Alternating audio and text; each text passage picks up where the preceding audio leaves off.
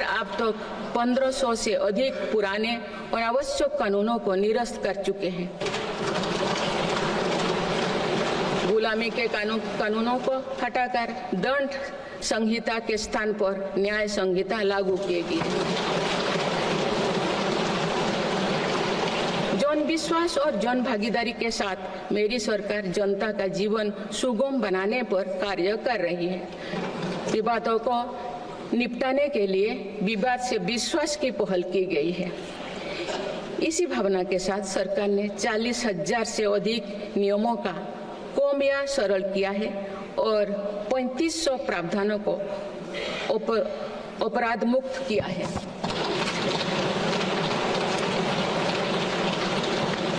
मेरी सरकार ने देश के अत्यंत पिछड़े इलाकों में आकांक्षी जिला कार्यक्रम प्रारंभ कर सुशासन का एक अनूठा प्रयोग किया है।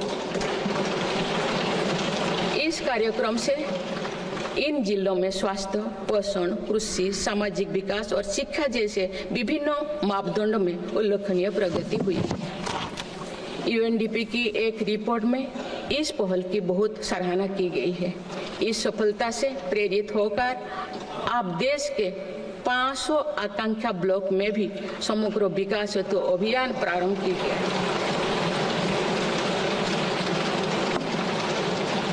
सुशासन पर ध्यान केंद्रित करते हुए आई गोट कर्मयोगी डिजिटल प्लेटफॉर्म बनाया गया है, जिससे सरकारी कर्मियों को अपनी दक्षता बढ़ाकर कर्मयोगी बनाने का प्रशिक्षण मिल रहा है।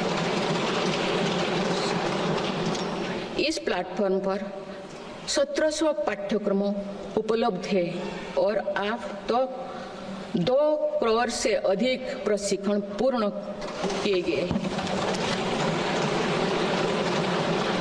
माननीय सदस्यगण, इस वर्ष देश सरदार वल्लभ भाई पटेल की 150वीं जयंती मना रहे हैं।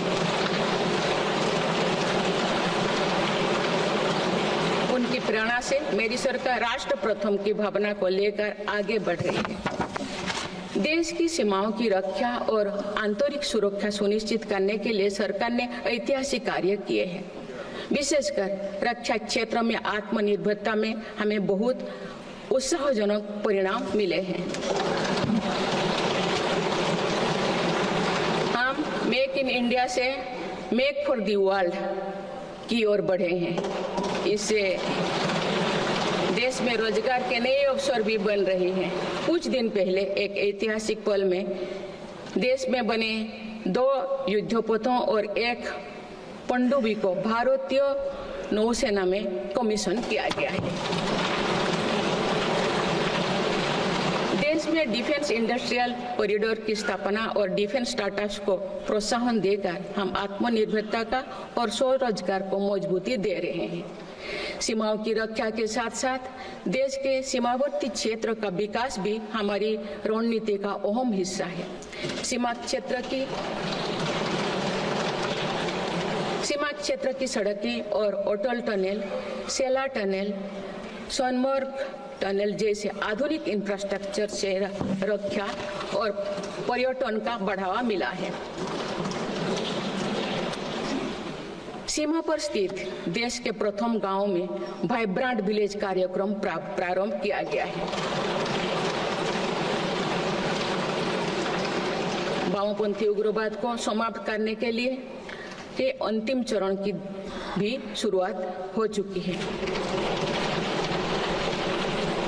सरकार के प्रयासों से वामपंथी उग्रवाद प्रभावित जिलों की संख्या 126 से घटकर अब 38 तक आ गई है। माननीय सदस्यगण, वैश्विक अस्थिरता के वातावरण में भारत आर्थिक, सामाजिक और राजनीतिक स्थिरता का स्तंभ बनकर विश्व के सामने आदर्श प्रस्तुत कर रहा है।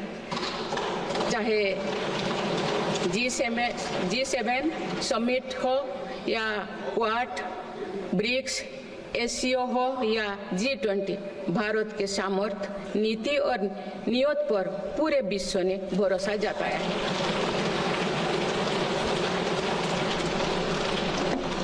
आज आज बड़े से बड़े वैश्विक मंच पर भी भारत अपने हितों को मजबूत के साथ आगे रखता है। G20 का सफल आयोजन और दिल्ली डिक्लेरेशन इसका उदाहरण है। तीसरी global south summit, Bharat Asian summit और भारत करिकम समिट में हमने ग्लोबल साउथ से जुड़े विषयों को अभिव्यक्ति दी है। हमने समिट ऑफ द फ्यूचर में भारत का विजन ऑफ फ्यूचर रखा है। इसी माह में मेरी सरकार द्वारा भुवनेश्वर में प्रवासी भारतीय दिवस का आयोजन किया गया।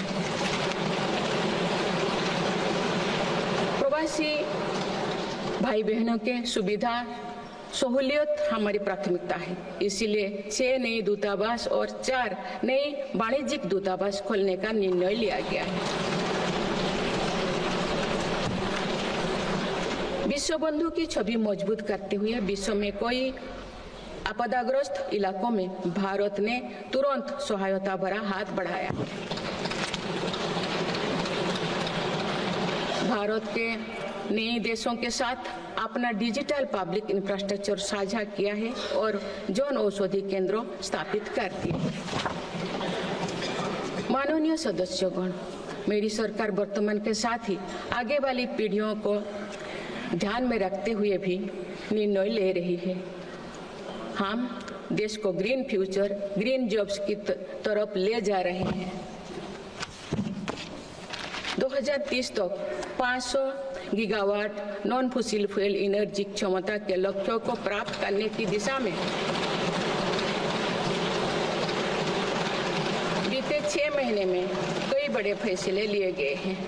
पीएम सूर्यघर मुफ्त बिजली योजना के अंतर्गत 75,000 करोड़ रुपया की लागत से रूफटॉप सोलर सिस्टम स्थापित किए जा रहे हैं। अभी तक 7.5 लाख घरों में रूफटॉप सोलर की स्थापना की जा चुकी है। इससे रोजगार के अवसर भी बढ़ी है। राष्ट्रीय ग्रीन हाइड्रोजन मिशन के तहत 8 लाख करोड़ रुपए का निवेश और 6 लाख से अधिक रोजगार का सृजन होगा। हम परमाणु ऊर्जा का विस्तार करने पर भी तेजी से काम कर रहे हैं। मेरी सरकार वाहन स्क्रैपिंग पॉलिसी लाई है ताकि पुराने वाहनों का वैज्ञानिक तकनीकी से निपटारा हो और इससे भी रोजगार के नए अवसर सृजित हो। इसी क्रम में विश्व पर्यावरण दिवस 2024 पर एक पेड़ मां के नाम अभियान प्रारंभ किया गया।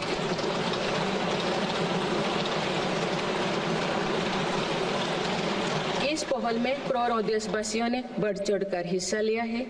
इस अभियान की पूरी विश्व में सराहना की गई है।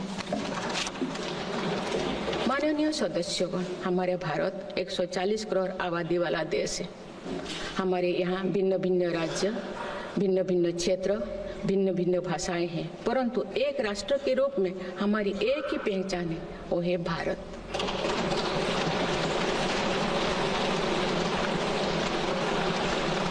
हमारा एक ही संकल्प है, एक ही लक्ष्य है, विकसित भारत।